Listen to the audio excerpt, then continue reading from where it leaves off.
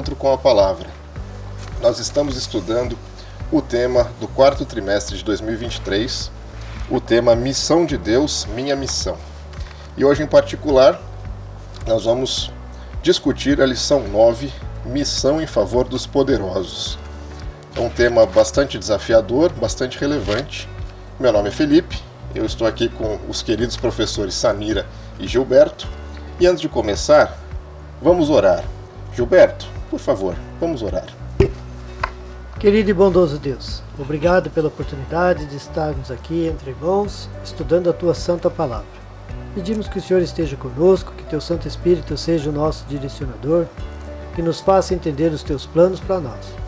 Oramos também por todos aqueles que nos assistem, que o Senhor possa abençoá-los grandemente, a eles e todos os seus familiares.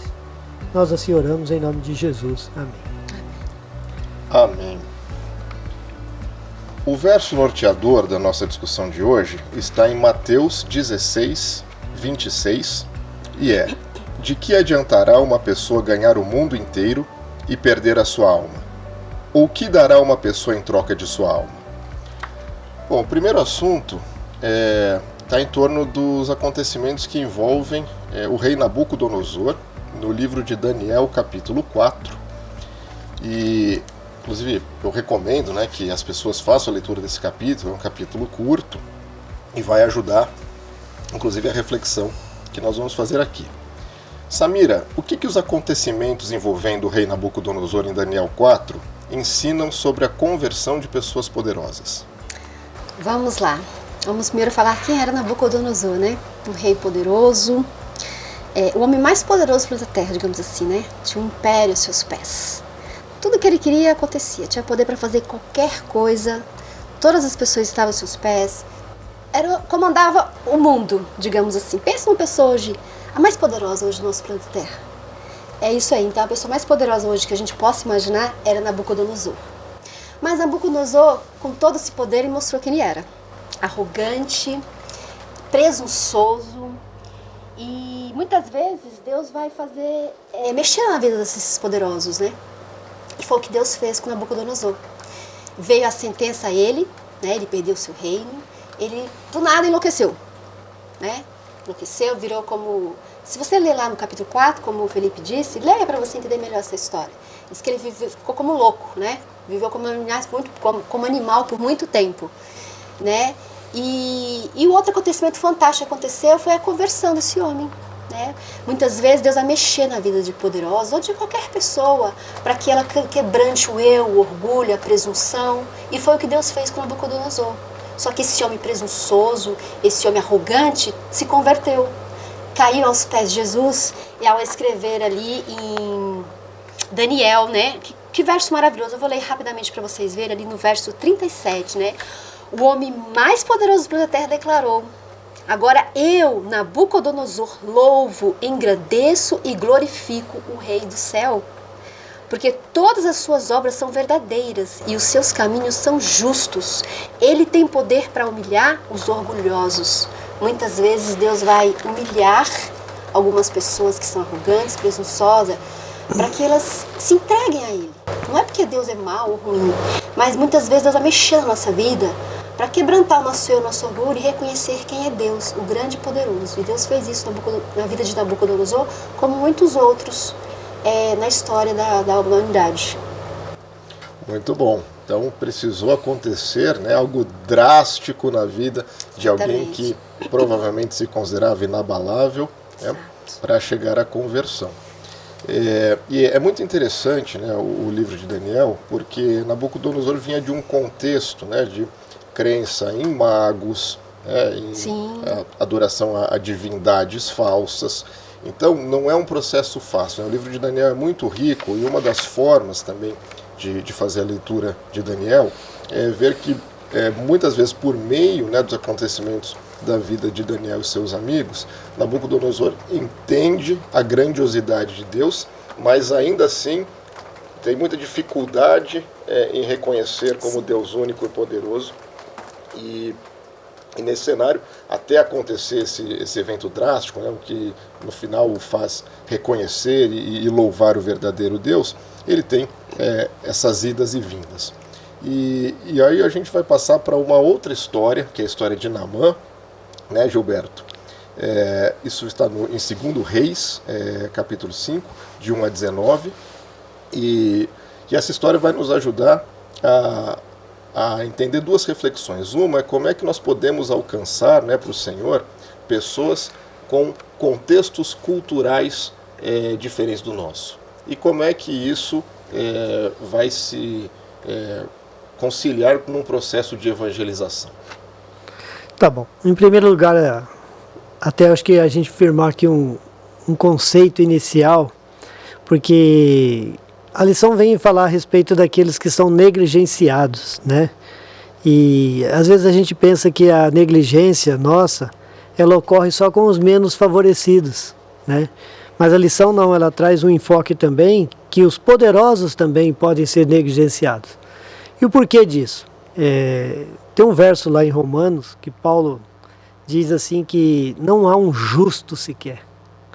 E quando diz que não há um justo sequer, isso inclui pobres, ricos, pessoas culturalmente abastecidas de conhecimento, de tudo mais.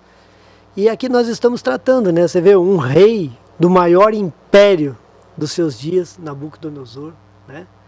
Toda a economia do mundo girava em torno, né? Eu tenho certeza que no mundo de compra de ações, se alguém tivesse a oportunidade de comprar um título público, gostaria de comprar lá do governo de Nabucodonosor nos seus dias, né? Seria os Estados Unidos hoje, né? E você vê que por trás de tudo aquilo, do homem que comandava todo aquele império, tinha alguém necessitado da graça de Deus para a sua salvação. E então Deus trabalhou ali, como a professora Samira explicou muito bem, aqui a história de Nabucodonosor, registrada ali no capítulo 4 de Daniel. Mas agora a gente olha também para Naamã, já um outro império, né? Situações que Deus foi preparando, porque eles próprios haviam também invadido ali o povo de Israel, levaram uma parte da população como cativa, entre eles uma menina, uma criança, né? É Deus preparando. Aí vem a enfermidade para aquele grande comandante, um homem destemido de guerra, preparado para a luta, para comando, com voz firme para os homens que ele comandava. Mas de repente olhou para dentro de si e estava ele ali diante de uma fragilidade cuja vida estava em risco. E a vida física. Mas Deus estava olhando além da morte física. Deus estava olhando pela morte que o pecado é capaz de causar, a morte eterna. E Deus então preparou todo aquele caminho, aquela menina foi para lá ali dentro da casa dele, veio aquela enfermidade e aquela menina fez um papel bonito, né? Porque ela lembrou de que Deus, através do profeta lá em Samaria, que era o profeta Eliseu, poderia trazer àquele homem a solução de que ele tanto precisava. Mas aqui tem duas aplicações desse salvamento. Além da cura física, ela deu a oportunidade de Naamã escolher a quem servir, né? Aquela enfermidade. E ela então fala, olha, se ele for lá há profeta. E o profeta vai fazer. Mas o que me impressiona assim, Felipe e professor Samira, é a forma com que Deus trabalha as coisas. Porque ele lá, na sua forma, nos seus costumes, dentro da sua cultura, quando soube a respeito disso, ele falou, nossa, se eu conseguir essa cura de que tanto eu preciso, faz parte dos nossos relacionamentos diplomáticos, sempre retribuir com carinho, alguma forma, materialmente falando. Ele prepara ali então ciclos de prata, ouro e tudo mais, e vestimentas, e fala assim, olha, se isso acontecer, realmente eu vou presenteá-lo. E ele vai com aquilo que ele tinha, que eram esses conhecimentos. Desconhecia totalmente a quem ele estava indo lá buscar. Para ele foi lá ao encontro de um homem. Mas na verdade, eu gostei da forma com que Eliseu tratou, né? O rei então ficou assustado porque veio aquele problema para ele, era um outro humano que também não podia fazer nada. E até mesmo o profeta deixou claro de que aquela ação, a solução, não passava por ele. Nem saiu, veio para ir ao encontro. Ele disse, olha, vai lá entra no Rio Jordão, nas águas lamacentas lá, faz isso e você vai ser curado. Porque o profeta, se ele fosse lá fora, de repente, Naamã o visse como solução do problema. Mas o profeta fez questão de ocultar a parte humana e deixar Deus ser Deus, né? E é isso que a gente tem que fazer. Os poderosos, culturalmente falando, ricamente falando, todos eles são iguais diante de Deus, necessitam da graça salvadora de Cristo. E a gente tem que ter isso em mente e levar a oportunidade do conhecimento da palavra de Deus, para que assim eles também, dentro do seu livre-arbítrio, possam tomar uma decisão assertiva a quem servir, né? E especialmente, né, o próximo caso aqui que nós vamos estudar é o caso de Nicodemos, que era um sacerdote, né, considerado um sábio, uma autoridade em conhecimento na sua época, mas ele sentiu a necessidade de ter um encontro secreto com Jesus, né? E Samira, quais eram as necessidades espirituais do Nicodemos e como é que Jesus abordou Nicodemos? Na verdade, eram todas, né? Ele tinha todas as necessidades de Deus. Todas e nenhuma. Por quê? Quem era Nicodemos? Era um homem culto, era um homem poderoso, era um homem rico, era um doutor da lei, né? Jesus se referiu a ele como mestre de Israel. Ele era conhecedor da palavra de Deus. Para os padrões humanos, ele era perfeito, né? Nada lhe faltava. Que necessidade Nicodemos tinha? Nenhuma. Só que lhe faltava algo muito mais do que tudo que ele já tinha. Até muito mais do conhecimento da Bíblia que ele tinha. Ele tinha necessidade de quem? Do Salvador. De nascer de novo, de conhecer o verdadeiro Deus, de se relacionar com aquele Deus que o salvou lá na cruz do Calvário. Então Nicodemos ele precisava nascer de novo. E ele teve um encontro com Jesus. Naquela noite nunca mais ele foi a mesma pessoa. Meio receoso, né? Porque como pode, né? Um mestre da lei se render a outro mestre, né? Então ele estaria dizendo que ele não era, né? Não era tão assim, né? Mas Nicodemos, ele tinha necessidade do Salvador, ele ansiava por isso, e ele teve um encontro com Jesus, e Jesus pôde suprir as suas necessidades, aquilo que ele realmente precisava, que era conhecer o Salvador. A questão que passa ali por Nicodemos é que você vê que ele reúne as duas situações que, humanamente falando, são muito favoráveis para o ser humano. Ele era um homem culto, ele era um homem que desfrutava de um respeito muito grande dentro da sociedade, e ele era rico. Além disso, ele ainda era rico. Então, do ponto de vista humano, como a professora Samira falou, ele tinha tudo, né? Só que Jesus certa vez disse o seguinte: aquele que é nascido da carne é carne, mas aquele que é nascido do Espírito é Espírito.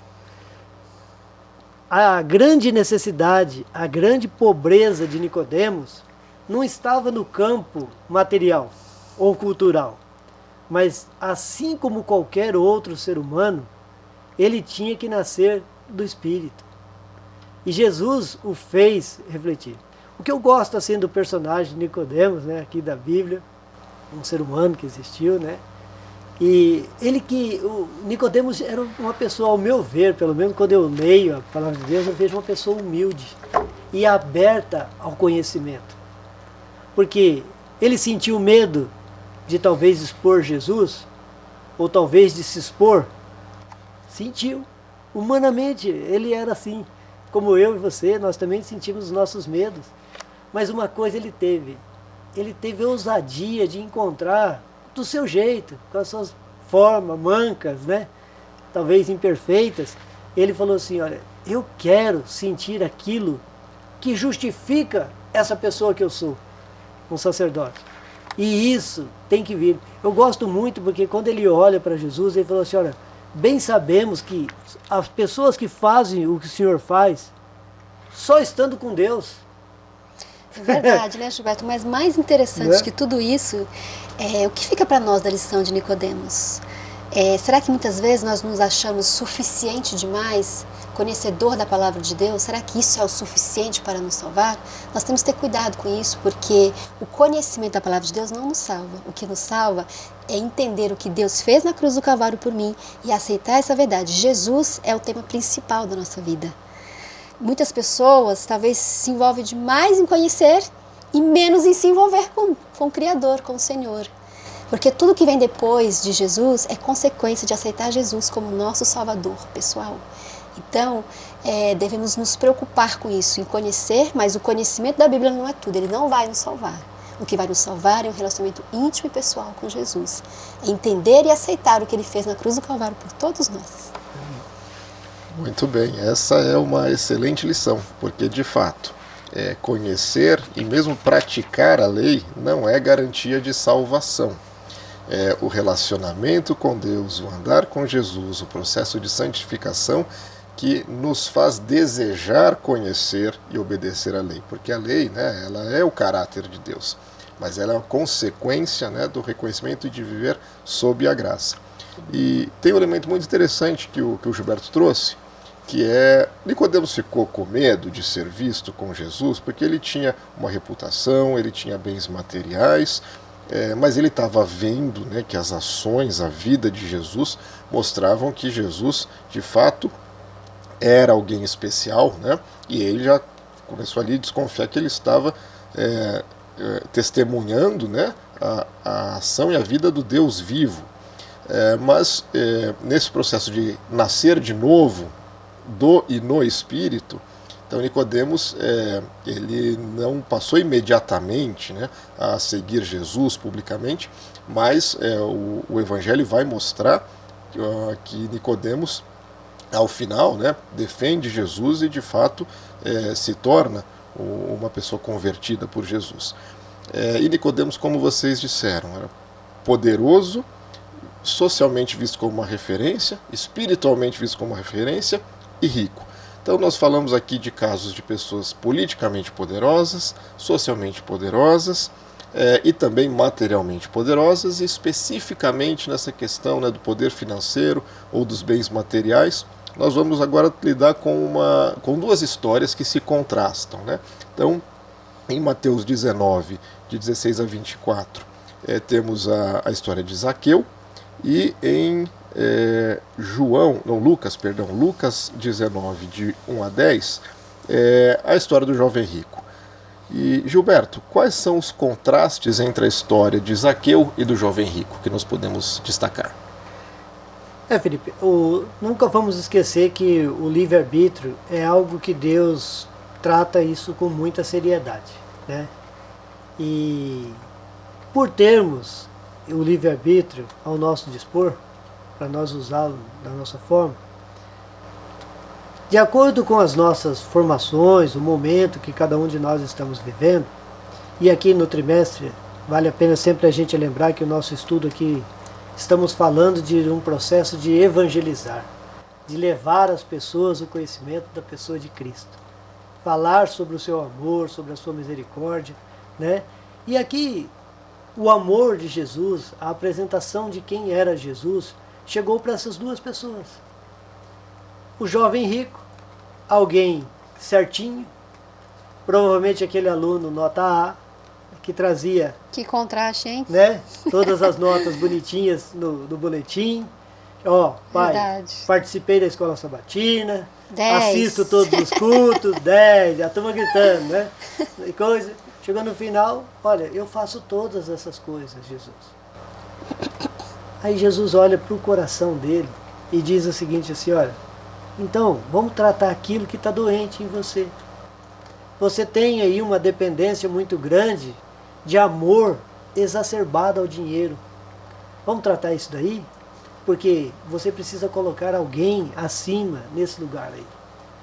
E ele então, quando ele vê a possibilidade daquilo que ele valorizava muito escorregar por entre as mãos, ele se fecha, né? Ficou ele triste, né? Não permite essa ação de transformação.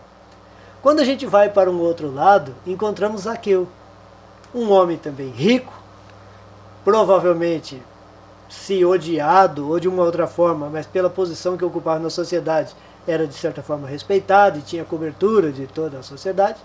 Agora esse homem, ele vai e se humilha ao ponto de subir numa árvore lá, né, exposto no meio daquela multidão, coisa que ele não precisava estar lá.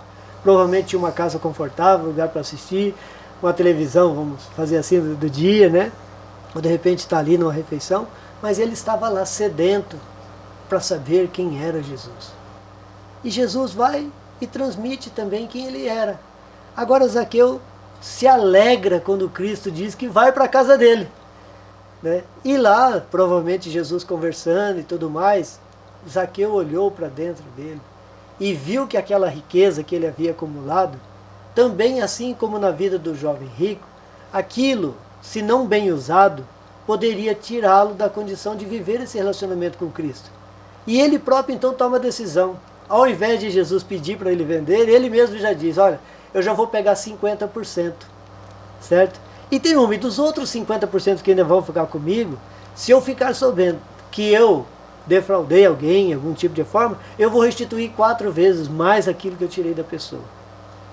E eu quero acreditar que Zaqueu chegou no final da vida dele, talvez com um percentual muito pequeno do que ele tinha inicialmente falando, mas o coração dele estava naquilo que tinha o maior valor possível. Que lição a gente pode tirar disso? Apesar do Evangelho, num primeiro momento, quando você está levando a mensagem da pessoa de Cristo para alguém surtir efeito mais rápido ou um pouco mais demorado, isso não significa que você tenha que fazer acepção de pessoas. Pelo contrário, nós como cristãos temos que falar do amor de Jesus, da misericórdia de Jesus, do desejo de Deus de promover salvação para aquelas pessoas. As pessoas entendendo isso, vão ter o direito diante do seu livre-arbítrio de tomar a sua decisão no seu tempo, né, de uma forma muito mais assertiva, muito mais consciente. É esse o nosso papel. Não é decidir por alguém, forçar com alguém, mas é falar unicamente do quanto todos nós somos amados por Deus e o quanto Deus deseja que nós aceitamos Ele na nossa vida, fazendo essa transformação diária. Né? Muito bom. Esse contraste, né, que você trouxe, Gilberto, eu acho que ele tem muita riqueza para reflexão, né? Então, como você disse, o Zaqueu, né, espontaneamente disse, eu vou, né, pegar 50% do meu patrimônio e vou ressarcir. Por quê? Porque Zaqueu, né, ele havia sido corrupto, né? Ele era um cobrador de impostos, havia feito desvios, e naquele momento que ele sobe na árvore, né, para ver Jesus, ele está sedento de Jesus, eu imagino que ele já está arrependido, ele não aguenta mais, né? Então, ele está aliviado, né, pelo arrependimento sincero. Então ele diz, olha, eu vou ressarcir, e se precisar ressarcir, não importa se eu vou ficar sem nada, se eu vou ficar endividado, porque ele já está ali na plenitude do Deus vivo. E essa questão do jovem rico, o jovem rico nem nome é trazido, né, porque a identidade dele era ser um jovem rico, né? Quando Jesus diz para ele, você venda tudo, dê aos pobres e me siga, ele vai perder essa identidade, não vai mais ser um jovem rico, né? E ele não estava preparado para isso, né?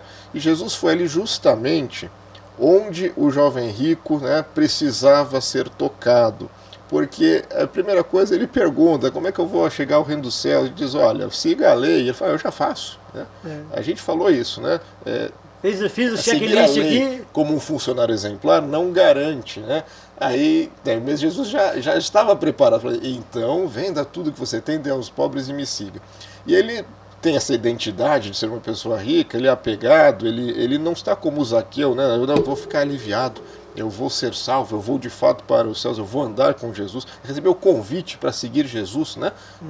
Pessoalmente, e ele fica triste e vai embora, né?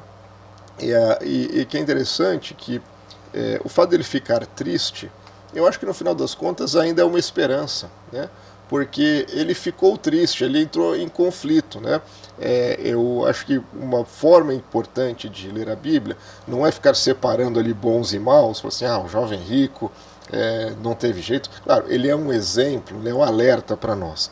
Mas e se depois, eventualmente, numa luta ele ficou triste, como é que aquela experiência continua na vida dele, né? Porque eu acho que deve ser inesquecível Jesus te falar uma coisa dessa e você vai embora. Então isso serve para nós também, né? Muitas vezes nós estamos ali nos aproximando de Deus, nos aproximando de Jesus, e pode ser que a gente não esteja pronto para abrir mão de algumas coisas, mas o nosso papel é pedir para Deus mudar o nosso coração, mudar o nosso querer, para que de fato a gente possa ficar plenos e satisfeitos no convívio com Ele. Eu acho que essa história fica para nós também de examinarmos o nosso coração, né?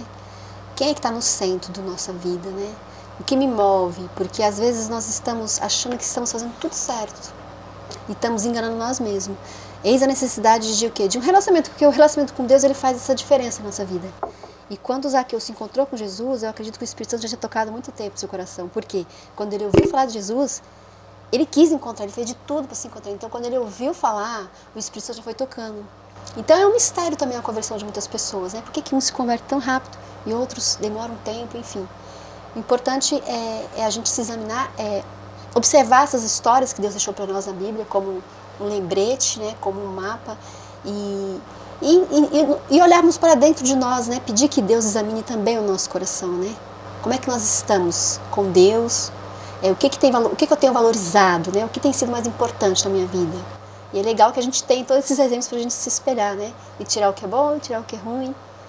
E é isso, Deus no centro da nossa vida é o mais importante. O salmista até pede no Salmo, né? Sonda-me, né? E vê se há em mim algum caminho mau.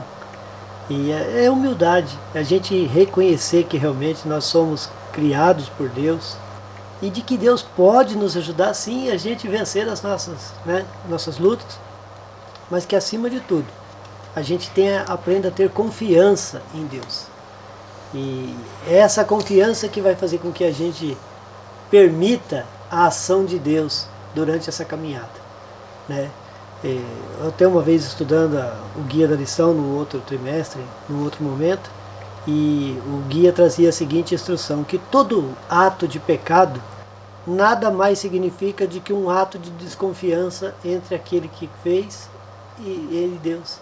É uma desconfiança que nós temos de Deus, né? Os nossos primeiros pais, Deus disse, olha, não comam disso aqui porque vocês irão morrer.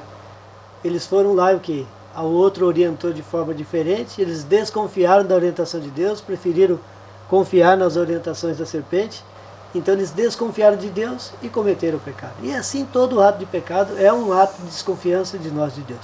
Então que Deus distanciamento também de Deus, né? Da gente aprender a confiar nele, né? A Bíblia diz que a fé é um dom de Deus, a gente tem que pedir que Deus nos dê o dom da fé, da esperança e da confiança dele, né? Muito bem. Todos os dias o Espírito Santo de Deus vem bater na nossa porta, né? Nas nossas orações nós podemos pedir que o Espírito habite em nós, nos guie e que nós estejamos prontos, ou Deus nos permita abrir a porta para o seu Espírito para que ele possa agir na nossa vida e agir também, né, nos nossos planos, no nosso querer, nas nossas ações. E nós vimos então diversos exemplos da conversão, do testemunho em favor de poderosos e também na ação de poderosos. Samira, de uma maneira geral, como Deus usa as pessoas poderosas no testemunho da sua mensagem?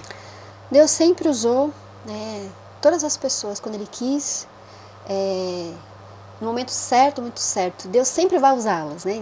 Mesmo sendo rica, sendo pobre, mas em momentos especiais Deus usou as pessoas poderosas. Em especial Ele usou José de Arimateia, né? Para cumprir uma profecia, né?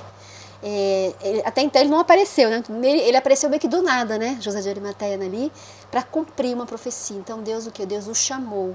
Porque Deus pode todas as coisas e Deus usou nesse momento para se cumprir a profecia, né? Ao sepultar Jesus em seu túmulo. E então Deus sempre vai usar, né? Muitas vezes Ele vai chamar alguns poderosos para se cumprir profecias, para se cumprir a vontade dEle. Deus é todo poderoso, Ele pode tudo, Ele cumpriu, né, várias promessas, Ele chamou várias pessoas para se cumprir essas promessas. A Bíblia está cheia de exemplos e José de Arimateia foi um deles, para se cumprir a promessa. Sim, e pessoas poderosas costumam ter visibilidade, né? Então exatamente. A sua ação no testemunho pode impactar com muita certeza. gente, né? Então, talvez hoje Deus ainda vai chamar muitas pessoas que hoje estão, né, no auge, né, da fama, do poder, como você mesmo disse, elas trazem muitas pessoas, né? Quem sabe, dizem que no fim dos tempos Deus vai chamar muitas pessoas, vai usar as pessoas de influência hoje, do século XXI, para levar Jesus, para influenciar em alguma forma. Porque Deus está no comando de tudo e, se for necessário, Ele vai usar sim, para proclamar sim a sua mensagem. Deus não precisa de nós. A mensagem é dele, a missão é dele. Mas quando Ele quer usar, no momento certo, Ele vai usar. Muito bom. E Gilberto, você falou no começo da nossa conversa que as pessoas poderosas podem ser negligenciadas. Como é que isso acontece? Então, a primeira questão que nós temos que entender é que Jesus, ao morrer na cruz, Ele morreu por pobres e ricos, né? E ali é para todos nós. Para quem já havia morrido antes, quando Ele veio, para alguém que estava vivo naquele momento, para nós que estamos aqui hoje e para outras gerações que possam vir aí pela frente, caso Cristo ainda demore um pouco para fazer o retorno. Então, o que a gente tem que deixar claro para cada um de nós? E eu quero chamar um pouquinho a atenção de você que nos assiste. Talvez você esteja no início da sua caminhada cristã. Olha para o exemplo de Naamã. Naamã estava ali diante de um problema físico. Ele vai até Israel. Deus o cura através da orientação dada pelo profeta Eliseu. E ele olha para a pele dele agora, curado, viu que o profeta não fez uso de nenhum recebimento, de nenhum favor, de tudo aquilo que ele havia levado, para exatamente deixar claro que tanto a cura e os méritos por aquilo era de Deus. Só que, olha o pedido de Naamã. Escuta, profeta, você não se importa se eu pegar aqui 2 saquinhos de terra e levar? Porque o que vai acontecer? Quando eu voltar lá para a Síria, lá o rei tem adoração a um outro Deus. E eu, como homem, o primeiro capitão do exército dele, tenho que entrar lá junto com ele e fazer orações. Então eu vou levar essa terra aqui porque eu quero colocar lá, porque todas as vezes que eu estiver orando, eu quero orar sobre o solo sagrado do lugar que eu fui curado. Você vê que ele havia sido curado, ele já reconheceu que Deus existia, sim, mas é claro que todo o processo de transformação e santificação ainda tinha um caminho todo pela frente, né? E é nisso que eu gostaria de chamar a sua atenção. Dê tempo ao tempo, espere que Deus vai limpando, também não se cobre porque eu voltei a errar. Tenha certeza, Deus estará sempre disposto a aceitar a sua vontade de se reerguer. Ele vai se alegrar todas as vezes que você decidir se reerguer. E estará junto com você te ajudando nesse processo. Então, assim, é claro que a gente vive o final de semana, mas na segunda-feira começa o ônibus lotado, a ameaça do emprego que pode acontecer, a ausência de recurso financeiro, às vezes um problema de saúde, relacionamentos familiares. Você pode ter aceitado a Jesus e já reconhecido como o Senhor da sua vida, mas isso não significa que os problemas se ausentarão do dia para a noite. Isso será uma caminhada, uma reestruturação que Deus irá fazer no tempo dele, da forma conduzida por ele. O que você tem que se entregar nas mãos dele e permitir que ele seja Deus na sua vida. Assim como tenho certeza que Naamã, lá no final da sua vida, ao caminhar junto com Deus, já não via mais necessidade de terra de Israel ou terra da Síria. Mas a verdade é que a diferença na vida dele passou a ser no Deus que havia curado ele. A nossa confiança tem que estar aí, né? Amém. Amém. Essas histórias todas que nós vemos, né, ela mostra que pessoas poderosas têm também necessidades espirituais, necessidades de saúde. E muitas vezes nós olhamos aquela pessoa poderosa e fala, como é que eu vou atingir essa pessoa que tem tudo e que não vai me ouvir? E ela acaba sendo negligenciada. Então Deus está chamando todos nós diariamente para participar da sua obra, para todos, né? Então não adianta, num clima de polarização, olhar para aquela pessoa poderosa e ela já tomou ali a sua decisão, ela é inatingível e muitas vezes você desiste, né? E notem, como nós falamos aqui, nós pessoalmente não vamos converter ninguém, né? É Deus quem converte, né? Deus tem esse poder, mas Ele pode nos convidar, né?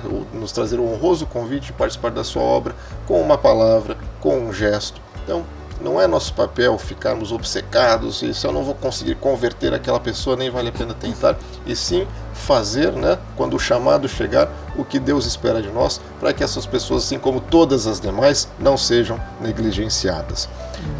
Eu espero que esse vídeo tenha sido impactante, né, para quem está assistindo, que possa ser compartilhado, que possa motivar as pessoas a lerem os textos que foram citados aqui. E antes de encerrar, eu gostaria de pedir para a Samira fazer uma oração final. Sim, vamos orar. Nosso querido Deus, nosso Pai que estás nos céus, obrigada, Senhor, porque um dia Tu morreu na cruz do Calvário por nós e nos deu a certeza de vida eterna, que nós possamos compartilhar essas boas novas com todas as pessoas que estiver próximo de nós. Senhor, nos use e continua conosco, porque sem Ti nada somos e nada podemos fazer. O que nós clamamos e já agradecemos. Em nome de Jesus, amém. Amém. Amém.